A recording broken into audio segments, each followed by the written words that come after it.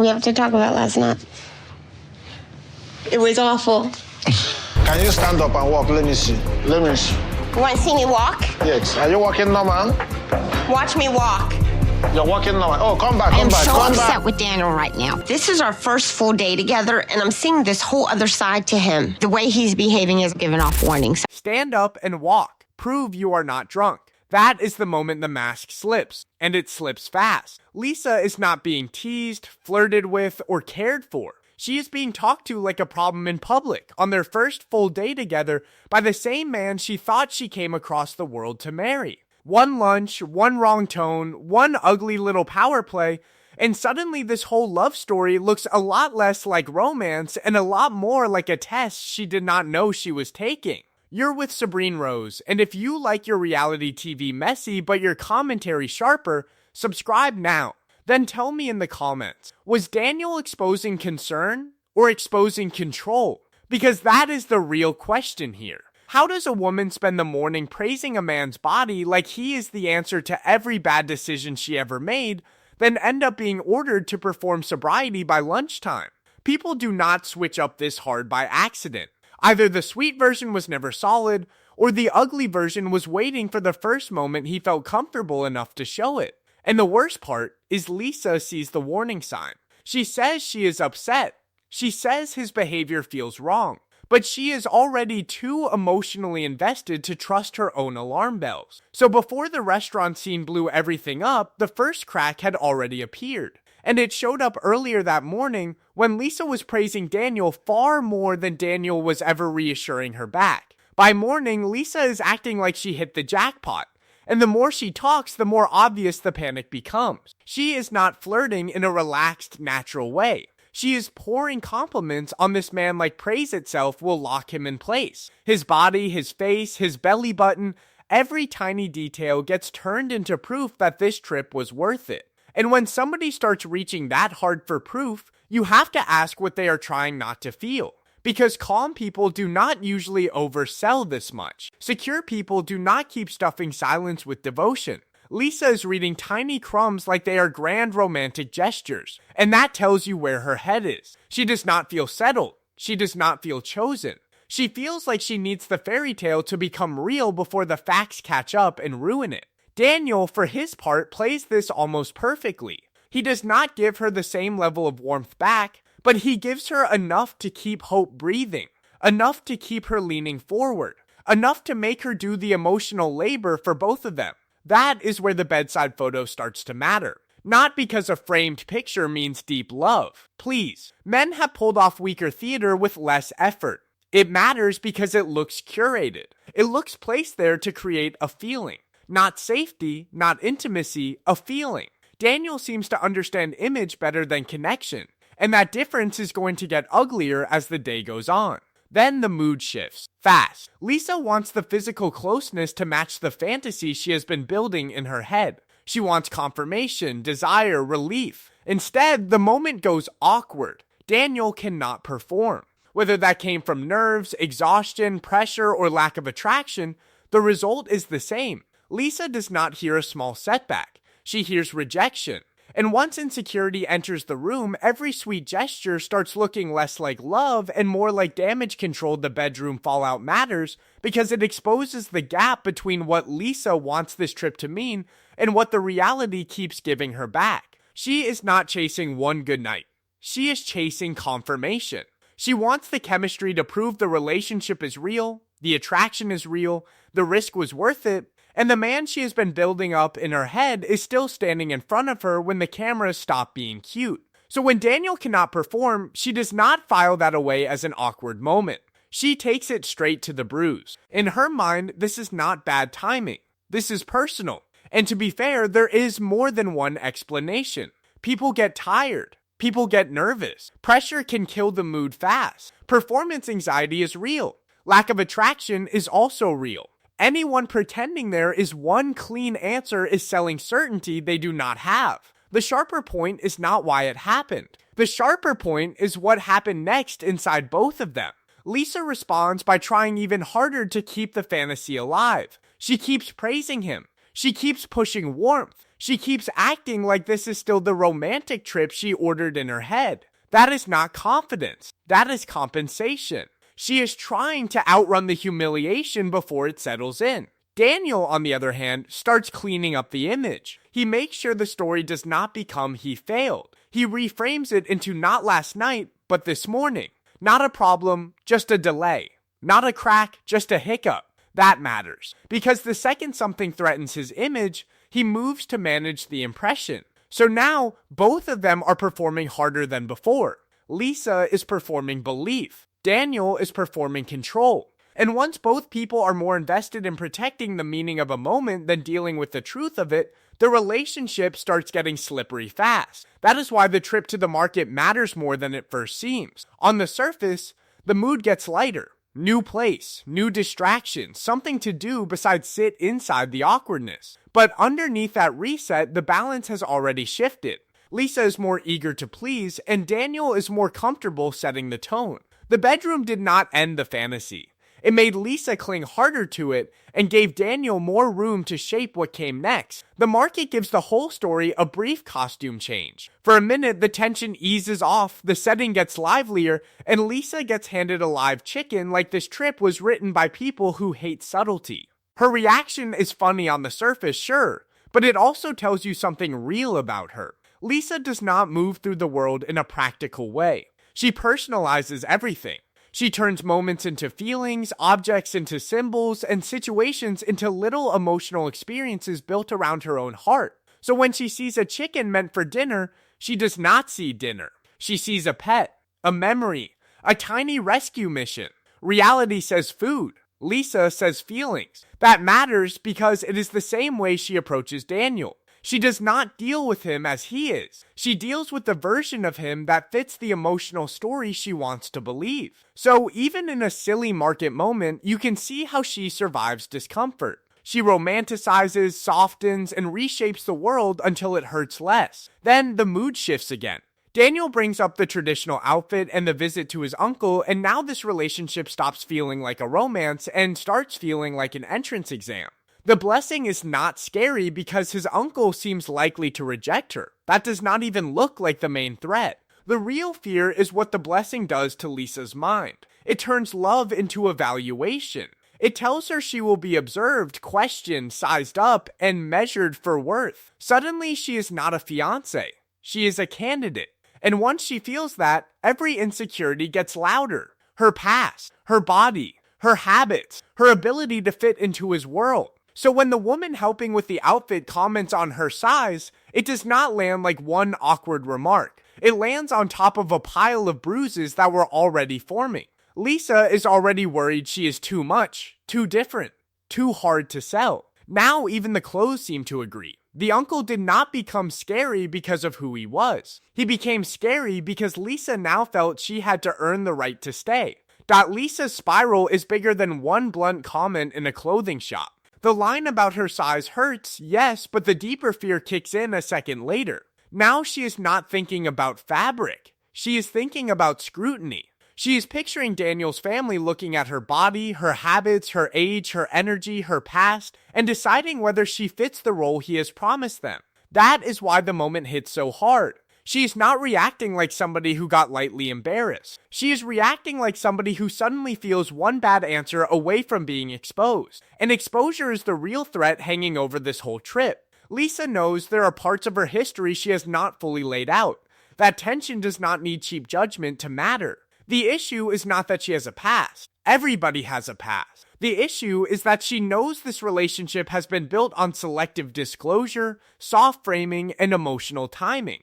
So when Daniel starts talking about family approval and formal questions, her fear is not random. She knows there are parts of herself she still wants to control, and now she may lose control of when and how those parts come out. That is why the car scene matters so much. On paper, vaping sounds small. In practice, it becomes the doorway into something larger. Lisa wants a release. Daniel turns it into a rule. Then more rules start showing up. Her hair, permission, alcohol, vaping. None of these on their own sounds massive. Put them together and the tone changes. This is no longer a man sharing preferences. This is a man setting terms. Small rules start carrying big meaning when one person is already anxious and desperate to be accepted. And this is the clever part. Daniel does not need to shout to tighten control. He only needs Lisa to feel that approval is fragile. Once she feels that, she starts managing herself for him. By the time they sit down for lunch, the romance is already under pressure, and Daniel is about to stop sounding like a boyfriend and start sounding like an authority figure. Lunch is where the polite version of Daniel starts peeling off in public, one small moment at a time.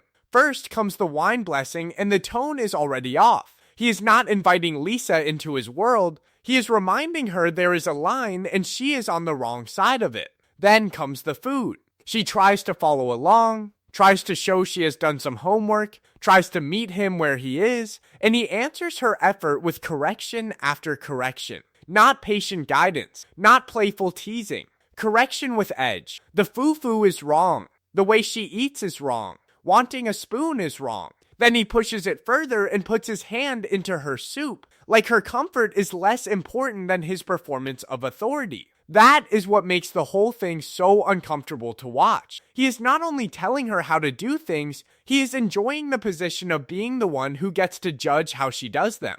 Now, fair point, some customs are unfamiliar. People travel. People misunderstand. People get clumsy in new spaces. Tone can get lost. Reactions can misfire. That part is true. But guidance does not need contempt. Teaching does not need pressure. And if this were only about tradition, the tension would have eased once Lisa showed she was trying. Instead, Daniel keeps tightening the screws. Then comes the pronunciation test, and that is where his patience drops even harder. Lisa misses the word. He gets irritated. She pushes back. He accuses her of being drunk off one sip, waves his hand in her face, and suddenly the whole lunch turns from awkward to ugly. He needs there to be a reason she is resisting him.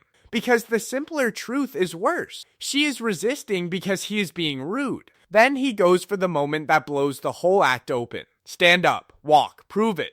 And right there, the pattern stops looking like culture clash and starts looking like humiliation with an audience. Lisa walking off matters more than the argument itself, because for one brief moment, she reaches the edge of clarity. She's angry, humiliated, and vaping outside like the cigarette is doing the emotional regulation that this man clearly is not. She knows the way he spoke to her was wrong. She says it. She feels it. The problem is, feeling a red flag and leaving over it are not the same thing. People love acting like disrespect should create instant wisdom. It usually does not. First comes the spinning, the replay, the bargaining. The little inner speech trying to decide whether the moment was bad enough to count. And Lisa has too much invested already. She crossed distance, hope, fantasy, and pride to get here. Walking away now would not only mean Daniel disappointed her. It would mean she was wrong about him, wrong about the trip, wrong about the story she has been telling herself since she got on the plane. That is a brutal thing to face in real time. Shame keeps people in bad situations longer than logic ever should. So does sunk cost. So does fear of starting over. So does wanting the apology more than the truth. Then Daniel comes outside, and the switch is immediate. The sharpness is gone. The aggression is gone. Now he is soft. Now he is gentle. Now she is beautiful again, his queen again, his concern again. Same man, different face, all within minutes. That is why the recovery works on Lisa. Not because it fixes the damage, but because it gives her something even more tempting than justice. It gives her relief. But relief is not the same as safety. Calm after chaos can feel like love when you are desperate for the chaos to stop. And that is the trap closing in plain sight. Daniel is not confused about what happened at lunch. He does not need it explained to him. He adjusts too fast for that. His apology does not soften the outburst. It proves he knew exactly when to turn the charm back on. The most revealing part of this whole mess is not the blow up at lunch. It is what happens right after Lisa starts calming down. Daniel does not stay on his behavior. He does not sit in the disrespect. He does not let the conversation stay centered on the way he spoke to her, the hand in her face, or the public humiliation. He moves the spotlight. Fast. Suddenly, the issue is not his conduct. The issue is her vaping, her image. his uncle, his family, the truth, her chances. That shift tells you a lot. The second Lisa begins to steady herself, Daniel gives her a new reason to panic. He brings back the blessing. He reminds her that his family will judge what they see. He frames himself as the honest one, the one who has to explain her habits, the one caught between her behavior and his relatives. So now Lisa is no longer sitting with one clear thought, you crossed a line. Now she is back in familiar territory. What if I mess this up? What if they reject me? What if I lose him? And that is where the reset trap closes. In my opinion, allegedly, this is the cleanest manipulation pattern in the whole episode. He regains control by making acceptance feel fragile again.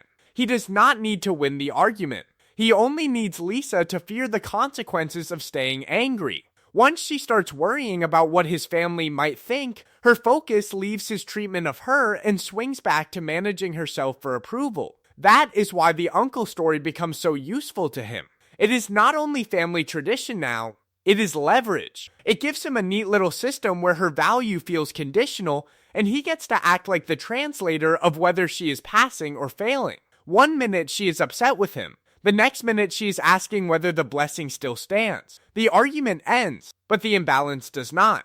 Daniel walks away from lunch with less accountability, and Lisa walks away with more fear. So by the end of the day, she is not only worried about vaping, she is spiraling over the bigger secret, what his family might think if they knew more, and whether one exposed truth could blow up the whole fantasy she keeps trying to protect. By this point, the separate moments stop looking separate. The framed photo by the bed, Lisa praising him like she is trying to keep the dream alive by force, the awkward intimacy, the outfit anxiety, the comment about her size, the food corrections, the public disrespect, the sudden apology, the uncle blessing hanging over everything, all of it starts locking into one pattern. The issue is not one bad lunch and one rough tone. The issue is the kind of relationship that keeps producing these moments in the first place. Daniel's warmth feels steady only when Lisa is easy to handle. When she is admiring him, trusting him, trying to impress him, or letting him lead, the sweet version of him stays available. The second she gets uncomfortable, confused, resistant, or harder to manage, the tone changes. He gets sharper, colder, more corrective. Then, once she pulls away far enough to scare him, the soft version returns on cue.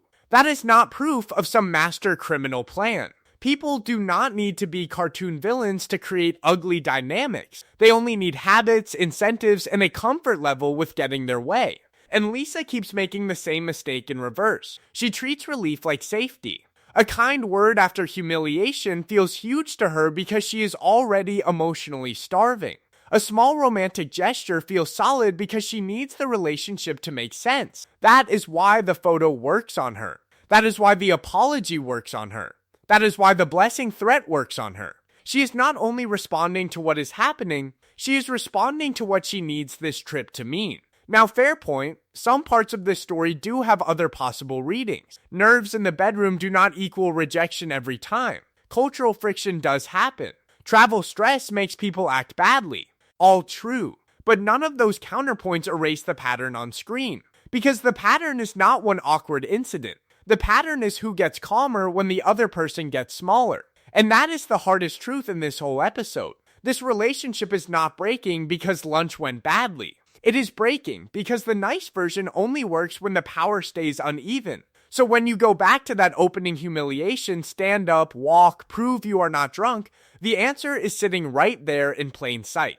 Who did Daniel turn out to be on day one? Not some complicated mystery. Not some misunderstood romantic lead who had one off moment under pressure.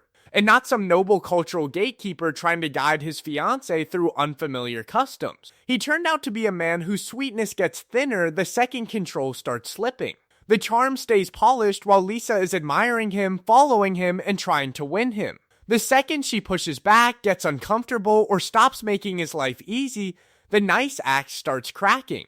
And Lisa, for all her bad judgment, did not turn out to be foolish in some shallow cartoon way either. She turned out to be hungry.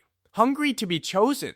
Hungry to be reassured. Hungry to believe this trip meant love instead of risk. That kind of hunger makes people ignore what should be obvious. Not because they know nothing, but because the truth costs too much in the moment. If she admits what she is seeing, then she has to admit the fantasy was doing more work than the relationship ever was. That is why this story lands harder than one rude lunch or one ugly argument. It is about the difference between fantasy and safety. Fantasy asks whether a person feels exciting, wanted, romantic, worth chasing. Safety asks what happens when you disappoint them, question them, confuse them, or say no. Lisa spent the day chasing fantasy. By lunchtime, Daniel had already answered the safety question. And once a relationship feels warm only when one person stays small, the problem is not chemistry. The problem is the structure. So the next chapter is bigger than whether his family approves of Lisa. The sharper question is whether that family meeting was ever truly about tradition at all, or whether it was one more setup designed to keep Lisa proving, shrinking, and auditioning for a role she was never going to feel safe inside.